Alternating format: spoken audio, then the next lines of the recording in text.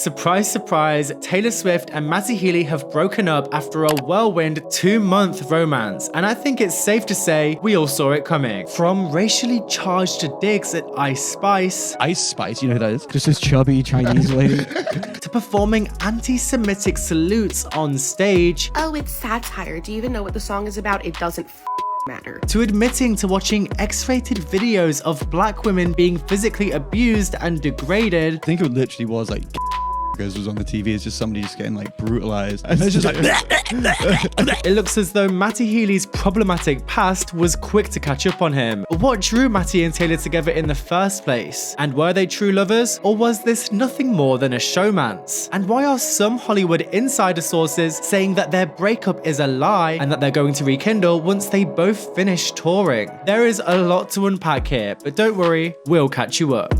Part 1, The Lover. For those of you who aren't up to date, Matty Healy is the frontman and lead singer of the British alternative pop rock band The 1975. The band have been around for over 2 decades and have won countless awards, including British Group at the Brit Awards. Thank you so much, everybody. Thank you. It's very, very kind. And lead singer Matty Healy is mostly known for his unfiltered and outspoken comments, like the time he said Metallica were the worst band of all time, and the time he accepted an NME award stating that everything is Everything's In the past, Matty has dated the likes of fellow musicians FKA Twigs and Halsey, and of recently, industry champion's very own Taylor Swift. This came as a pretty big shock to Swifties, who were only just getting over Taylor's recent split from British actor Joe Alwyn, who was with Taylor exclusively for 7 years, until people reported their untimely breakup, citing that Joe struggled with Taylor's immense level of fame. So when did this all start? Matty and Taylor met in 2014 when Taylor attended one of the 1975's shows in LA. The pair exchanged numbers, and Matty told Shazam Top 20, I mean bloody hell, what am I going to do? Go out with Taylor Swift? She's a sensation, I wouldn't say no. Rumors of a relationship began to surface, and the pair were even spotted wearing each other's merch during Taylor's 1989 era. But just 2 years later, Matty told Q magazine that it would have been emasculating to date Taylor Swift, stating, it's just interesting to me how interesting the world is about Taylor Swift. The reason I mention that is because if I had properly gone out with Taylor Swift, I would have been like, oh, I am not being Taylor Swift's boyfriend. You know, that's also a man thing. A demasculating, emasculating thing. Matty then backtracked on his statement, telling Elle, I personally have a lot of respect and admiration for her. Why would I not? Matty and Taylor's relationship fell silent for years, at least until January this year, where Taylor made a surprise appearance at one of the 1975's London shows, and played Anti-Hero as well as a cover of their song, The City. Then, just 4 weeks after Taylor and Joe Alwyn broke up, The Sun reported that Taylor had quickly moved on from one Brit to another, and we all know Taylor loves a London boy. Matty was then spotted at several of Taylor's shows during her Eras tour, dancing with Taylor's friends and family in VIP. It seemed things were moving quickly, and on May 27th, The Sun even reported that Matty was moving in with Taylor to work on her next album together. All seemed perfect until Matty appeared on the Friedland Show podcast, and everything went downhill. Trigger warning, this next part of the video will mention discussions of offensive language and racism, so please watch at your own convenience. Part 2, the podcast. On the Friedland Show podcast, which is run by Matty's friends Nick Mullen and Adam Friedland, Matty discusses a series of topics that were deemed wildly inappropriate. In fact, the episode of the podcast was deemed so inappropriate that Apple Music and Spotify removed it from their platforms. In one section of the podcast, the boys discuss upcoming hip-hop artist Ice Spice. Ice Spice has shot to fame in the past year with songs like Munch Feeling You, Boys a Liar Part 2, and even collaborated with Nicki Minaj on Princess Diana. And in March this year, was labeled the People's Princess by Dazed magazine. In an interview with Elle, Ice Spice even cited the 1975 as one of her favorite bands. I listen to alternative music. I feel like a lot of people wouldn't expect that. The 1975, obsessed with them. Which makes what happened next even more disturbing. In the Friedland Show podcast, when discussing Ice Spice, Matty Healy throws unsolicited, racially charged digs at her. Ice Spice, you know who that is? Just this chubby Chinese lady.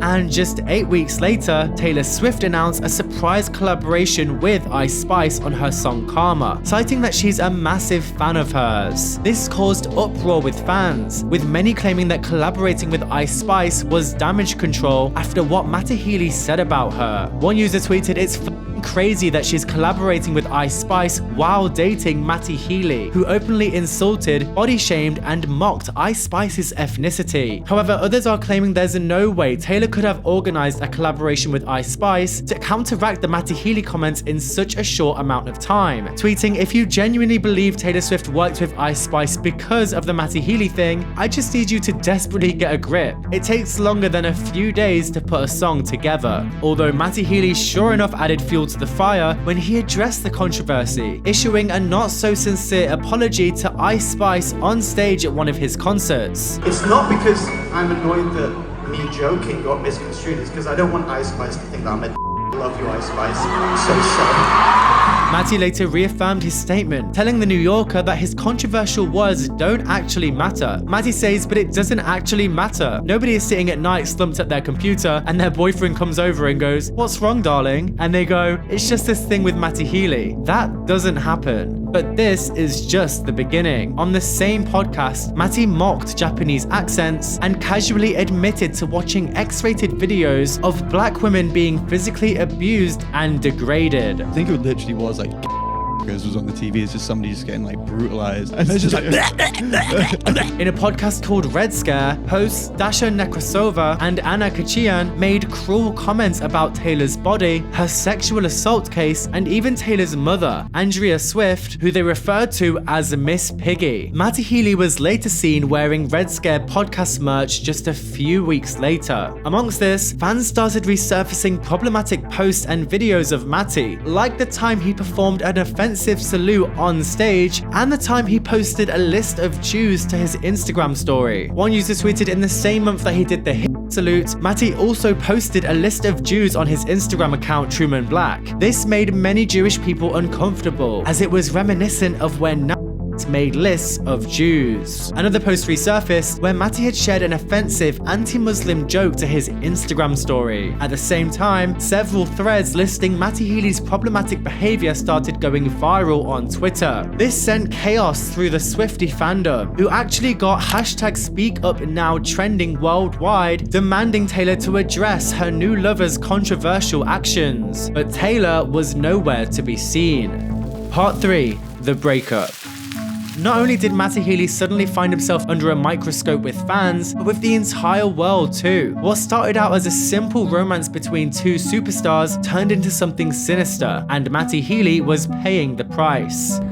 As you are aware, I'm not very online at the moment, and I'm sure people have just been calling me relentlessly. Just 2 weeks after the podcast controversy, TMZ reported that Matty Healy and Taylor Swift had officially called it quits. A source told People that she had fun with him, but it was always casual. They are no longer romantically involved. Another insider said they were never boyfriend, girlfriend, or exclusive, and were always just having fun. There is no drama, and who knows what could happen again. It was a good time and ran its course. And with many fans questioning whether or not Matty's controversy was the reason for their untimely split, celebrity insider source Dumois shook things up when they claimed that Matty and Taylor are far from over. One anonymous source claimed that, "Seriously? Please let everybody know not to believe the news today. They have not split. Why? Because it was never anything super serious. It was a fun thing that, yes, is still going on, just more low-key now. The fans are not going to be the ones deciding what Taylor can,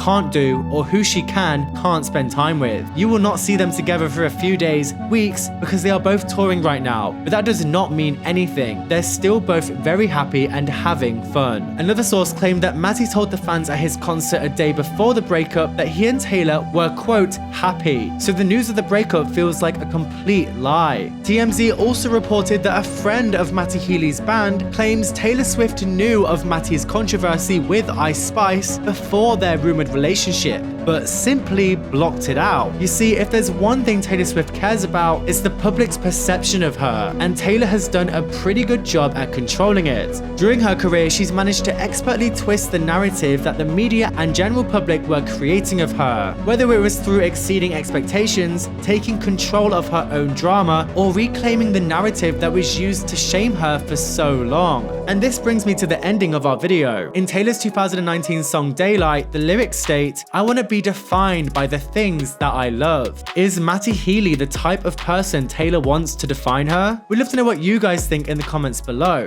Do you think the Matty Healy and Taylor Swift breakup rumors are true? Do you think Ice Spice was simply a PR stunt to distract from Matty's comments? And just how much of their relationship was actually genuine? As always, please subscribe so you can see more content like this in the future, and we'll see you next time.